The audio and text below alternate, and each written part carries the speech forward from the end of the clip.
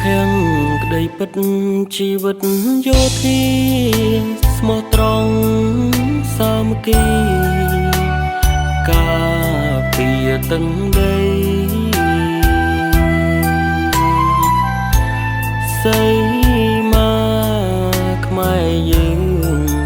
កំភ្លើងជាប់ដៃភ្នែកគុណរំបីឆ្លងព្រៃបុបតាបុបប្រហែលធានាពុះពីយប់ថ្ងៃគោរពវិន័យមេបញ្ជាការស្មងមិនរវិតជាតិសត្វសាសនាកតាបកិច្ចរក្សាដែនអធិបតេយ្យពេលស្រុកកលយុគបៀមទុកគ្រប់គ្រីស្មងបដូរជនមេមិនរីខ្លាចស្័យឆាន់តែមុខមុតមិនស្លុតស្មារតីជាអញ្ជ័យនាំមុខស្មរភូមិប្រយុទ្ធបូជាពាក់លីគ្មានក្មេឥតស្បាយស៊ូបងហូញឹងនៅលើទីលានមិនចង់មង្ហូរឈៀងក្នុងសមរភូមិឡើយសង្ឃឹម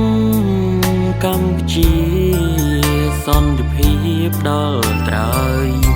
យល់ធីយើងអើយពាក់លីពិតណាស់